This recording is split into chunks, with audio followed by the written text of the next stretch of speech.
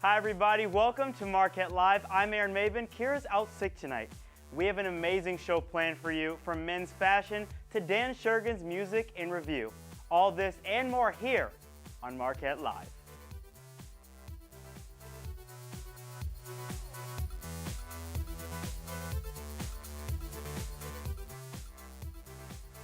Hello everyone, I'm Aaron Maven and welcome to Marquette Live. To start things off tonight, we have some of the most fashionable ladies on campus with some tips on how guys should dress.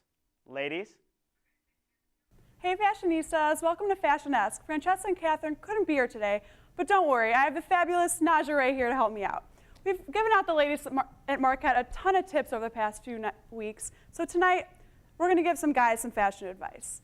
With a few do's and don'ts of fashion, first we have the classic button-down. So this button-down here, it's wrong because of all of the embellishment around the chest. It takes away from the beauty in the guy's face, the cheekbones. You can't focus on that with all the crap on his chest going on right there. Plus, it makes him look like a fictional character from like Yu-Gi-Oh! Or something. Looks like he's on Jersey Shore or something. I'm not really sure. Just stay away from the embellishments all over the button-downs, please. But the do should be something like this. Yes, the fitted, normal button-down looks classic, classy. You can wear it to class or even out. And then you can envision undressing him in your mind. You just look gorgeous this way. Just fitted, all fitted, the pants, the shirt, everything. Nice and tucked. Next, we have how to properly wear your pants. And this is exactly how you should not wear your pants. We don't want to see any of that. The booty cheeks? No, we don't want to see the booty cheeks at all. I don't even know why this was ever in to begin with. I don't, like the boxers even, they're distracting and they're dingy and gross. I don't know why anyone would want to wear that, but next here are the actual fitted, nicely clean cut, looking good, fresh. Yeah. I love me a man in some slim jeans so I can see the contour to his body. And like I said, it's all leaving it up to imagination if the clothes were to come off. That's the most important part about it all. So. All right, now let's take a look at those shoes. Okay, so around campus, we see a lot of guys just wearing some jeans and these, I don't even know, random sneakers that look like they don't even match anything they're wearing whatsoever. So I don't know what you think about that. I mean, like, it's okay if you're getting up at 7 o'clock in the morning and you're going to a class and you just need something to wear. Right. But if you're trying to go to a party like this and you got the fit and then we go to your feet and you got some whack sneakers on your feet that's just not going with the whole picture, that's a problem. So this is what we need you to wear. Yes. Something clean and sophisticated like. Maybe some Timberlands. I don't know if y'all go that route, but these work because everything's just clean, cut, and perfect. We may not be able to afford a Rolex just yet, but here's some do's and don'ts about watches. Now that just looks feminine. I don't know about you, but Yeah, a guy wearing like a that, girl's I don't think so. I feel like I'm looking at a girl's wrist right now. And it does nothing for the wrist. It's just there. It's just there. Like a bracelet. But the do is actually not too big, not too small, but the perfect size for the watch is probably just this simple. Stylish, Yeah. it fits. Yeah. All right. So last but certainly not least, we're going to talk about suits. And I don't know about you guys, but I'd rather have a guy in a suit looking fresh than with no clothes on, actually. It's more attractive. It's probably just as attractive as girls are in lingerie as to me. Guy in a uniform, same Yeah. concept. Just they're all like Men in Black. Oh, if we could all have one of those, that'd just be a woman's dream come true. So Exactly. I'm all for the suits. So, Tailored. gentlemen, there's some quick tips. Take a little pride in how you should dress, because we do notice, and trust me, you should listen to our tips. Well, that's it. I'm Liana, And I'm Naja. thank you for being with us tonight. I hope you had a great night. Thank you so much for those tips, ladies. I'll make sure to have all those do's in my closet from now on. So next up around Milwaukee, Hannah Kirby is going to let us know the things we're able to do. Hannah, what can we do this weekend? Big things are happening all around Milwaukee this weekend. Tonight, I, Hannah Kirby, will let you know what's going on. From the first home basketball game to a movie night right here on campus, there's something for everyone to enjoy. Tomorrow's the big night. Our Marquette Golden Eagles men's basketball team is taking on the Southern Jaguars at the BMO Harris Bradley Center. The Bradley Center is located at 1001 North 4th Street. The game is at 7 p.m. and tickets are still available.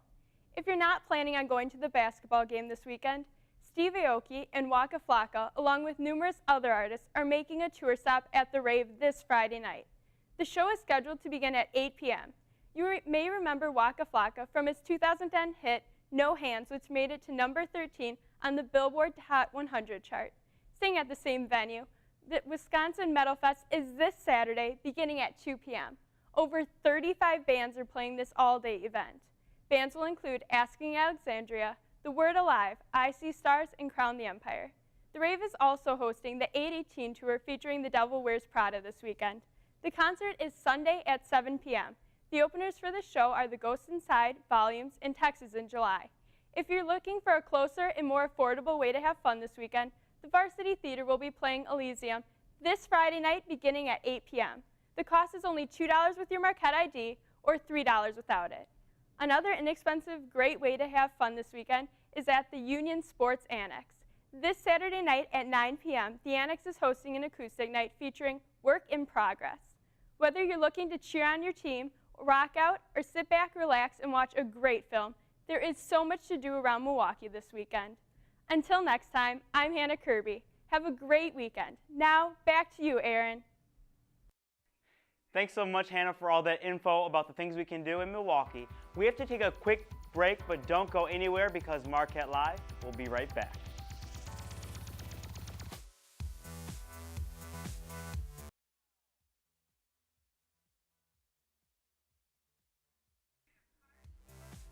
Welcome back to Marquette Live. I'm your host, Aaron Maven.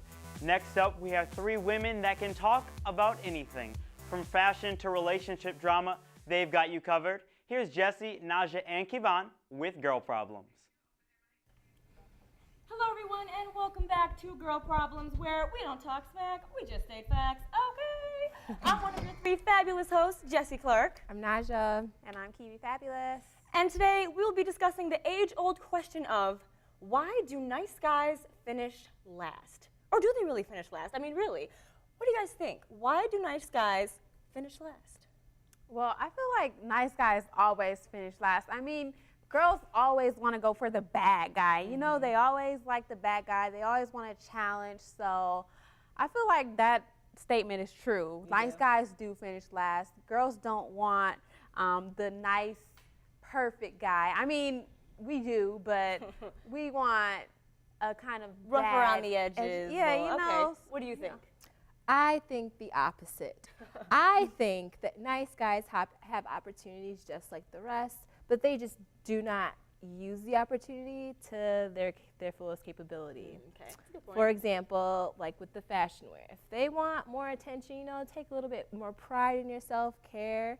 Once you get to that point, then you need to learn how to woo a woman, understand what she wants, what she does not want, and then fray away from, like, you know, kind of geeky and nerdy terms or qualities that we dislike about nice guys. And I hear a lot of guys say, they're like, oh, well, when girls get screwed over, it's their own fault because they go for bad guys. I, for one, do not go for a jerk on purpose. I don't know, maybe y'all know, but I don't know any girl that'd be like, oh, that guy is such a jerk, he's evil, I want to date him. No, I don't think that's the case. In my opinion, the wrong guys always say the right things, and they make you feel like they're a good guy, and then they sneak up behind you, and they ain't so good.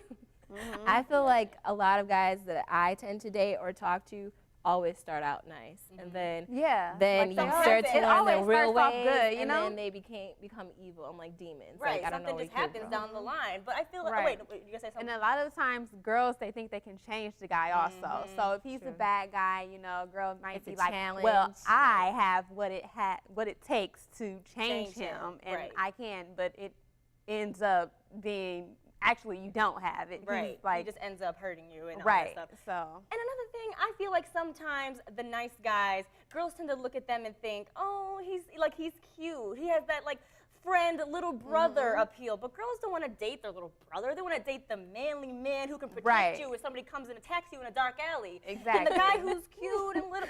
No, like that's the guy you want to help you with your homework or something. Not the one you go out on a date with, Exactly. you know, cuddle up totally the whole agree. evening. I feel like that's the same when it comes to women at the same time. They're like, oh well, she's the wifey material, or she's like, I could see him as being like a husband, but at this point in stage in my life, I can't see myself dating him because he's not fun or adventurous. Exactly. Or I was thinking spontaneous. I was thinking the exact same thing. Like the way we are at our life stage.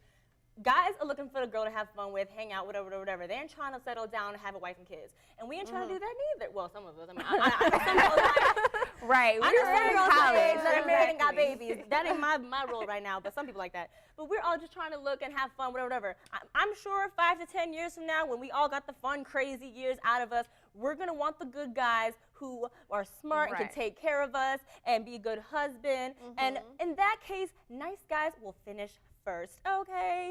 Because we would rather have the guy who with the penthouse apartment than visiting him in jail. You know what I mean? Exactly. So that's what I think about that. Do you guys think anything else? I'm still gonna want a bad guy. I'm not gonna lie. So she likes them bad boys, though. You know, I You like like bad that. boys. But I mean, he still has to be a good guy. Like he still has to be soft marriage heart, material. but You know, like a right. soft heart. Right. I want, because my main thing is I want to feel protected. Right, I want to same. feel like I'm protected. So Right. either way. And especially me, because I'm tall and stuff like that, and especially with heels like this on, I be towering over some dudes. And it's like, you know, like you want a guy who's, you know, a manly man, can take care of Exactly, you. you So know? the best of both worlds to be a guy who has like the physicalness of the bad boy, but has the good, nice Right, guy on like the this. inside. If you can be Exactly. that, you will get any woman you want. I tell you, that is the truth. Right. And you So- won't finish last. Like, true, you will finish first. Okay. Anything else you think? Well, I mean, I do like the corny, geeky, nerdy guys. I'm not gonna even stun on that one, but they just have to dress well and they have to have a well appearance. Exactly. That's why and we went over everything. the That's men's what I care fashion. about, but- Dress for success. Okay, that's the way. That's Yeah. the way. All That's right. my tips. Well, that's all we have for you guys tonight. Have a fabulous weekend, and we will see you next time. I'm Jessie. I'm Najee. And I'm Kiwi. And this has been Girl Problems. Thank you, ladies. You're so hilarious, but I'm a nice guy, and I don't think I'm finishing last. If so, I'm going to start guy props. We have to take our next break, but you guys don't touch that dial. Marquette Live. We'll be right back.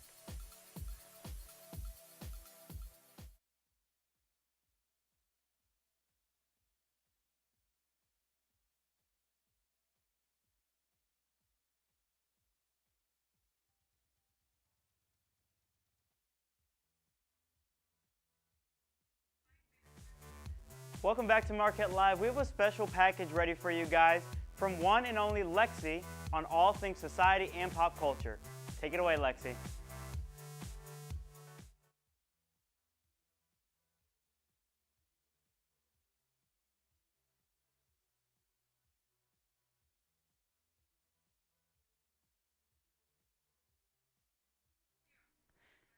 To wrap things up tonight, we have a favorite MUTV, Dan Shergan, with his classic music and review. Dan, over to you. Ladies and gentlemen, boys and girls, others, it's a magical time of year. The leaves are changing colors, it's starting to feel brisk outside, and it's after fall break, so all the freshman girls have had time to go home and break up with their high school boyfriends in person. It also means it's time for my annual music year in review, which is where I, Daniel Shergan, count down the top 5 things that happened in music this year that made me wish I was on a long list of coma-inducing pharmaceuticals. And the first one on the chopping block is The Noise.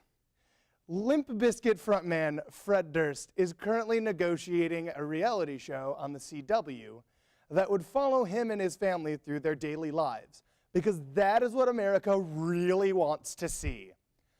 I don't even know who I'm supposed to hate more in this situation. Durst for starting Limp Bizkit, becoming nominally famous, breaking up, reuniting the band, and thinking, hey, my life should be a reality TV show. Or the guy at the CW who said, hey, you're right. What I really don't understand is A, how we let Fred Durst procreate, and B, why we as a nation haven't decided to neuter him. I say we bring it to Congress. Number 4, Ylvis the Fox. Called this year's Gangnam Style, but even worse, far worse. Because instead of doing a song in a different language that we listen to and ignore what the lyrics are actually about, which is a time-honored American tradition, we decided to obsess over a song that doesn't even use real language. Also, I'm relatively certain that a fox does not make any of those noises. People say, Dan, you're just mad because your band is not as commercially successful. That's true. My band is not commercially successful, but we do have a show at the Annex this Saturday at 9 o'clock. The worst part about this song is that the lyrics that are in English are all plagiarized from a See and Say. I see right through you, you Norwegian scam artists. Number 3, Yeezus. Kanye's most recent album dropped in June, and it was aggressively mediocre. If you're gonna liken yourself to the physical incarnation of God's love in this world, you'd better release something with a little bit more pizzazz. Plus, Jay-Z is your heterosexual life partner, and you had the balls to name your child an intercardinal direction. Why was this album not more incendiary? I was expecting dead celebrities on choruses and a sax solo from former President Bill Clinton. Maybe if you had spent half as much time on this album as you spent on your proposal to Kim, we would have had a better chance. Seriously though, why do you have to make the rest of us look so bad? The only way I can live up to a proposal like that is to train a bald eagle to drop the engagement ring into scrambled dinosaur eggs. Next wife you propose to, try the subtle approach. Take her to the restaurant where you went on your first date and put the ring in a glass of champagne. Classic. Number 2, Justin Bieber's blow up. This year, the paparazzi have captured Biebs spitting on fans, driving recklessly, and oh yeah, leaving a Brazilian brothel. Looks like it's time for another life counseling session. Justin, meet me at camera 2. Justin, what are you doing, kid? You had it made. You're one of Usher's concubines, and you have a harem of prepubescent girls that follow you around, and you know they're gonna drop you like a comm major in a poli-sci course if you keep this crap up. Labels have started creating backup Biebers to replace you when you go Britney bitch and no one wants to see you in public for a few years. My advice, chill out in Canada. Take a spirit pilgrimage back home and take the time to write a new album. You can keep doing your dumb stuff there because in addition to not having the internet, Canada barely has police. They have Mounties that ride around on mooses. Meese? Moozles. Come back in 2 years with a legitimate album and a refined sound. People will start taking you seriously, and then you can overdose on something and give us a break. And the number 1 worst thing to happen to music this year was Miley Cyrus's ass. Miley's ass has taken the world by storm. It's everywhere. Nah, get it away. Apparently, Miss Cyrus is following the advice I tried to give T-Swift last year, and she decided to get slutty. Surprisingly, Miley's Lil' Kim costume, complete with pasty, is the least shocking outfit she wore this year. From the foam finger to her Malibu Stacy haircut, Miley has broken into the world of adulthood, and I love it! Watching her descend into madness is like watching a Ford Pinto in a demolition derby. Everyone knows it's gonna explode everywhere, and when it does, I will be watching, perched on my wrecking ball buck naked. Unlike J-Beebs, Miley is kinda pulling it off.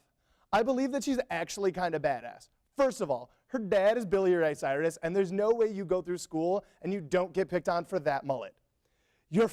Plus, her brother's in Metro Station, whom, by the way, is back together and better than ever. I think Miley should keep on keeping on, and at the very least, in a few years, she'll get pregnant and then she can slow down. Until then, I hope she's telling the truth when she says that she can't stop, and we won't stop. And that is the Skinny on Music this year. There were some ups, mostly downs, and a lot of terrible decisions. Remember, kids, if you want to be famous, it takes dedication and a good twerk ethic. Good night, Marquette. Thank you so much for that, Dan. It was awesome. Thanks so much for watching us. And that's all we have for tonight. I'm Aaron Maven. Kara, I might take your spot. So I want you guys to have a great night. Good night, Marquette. Thanks for watching Marquette Live.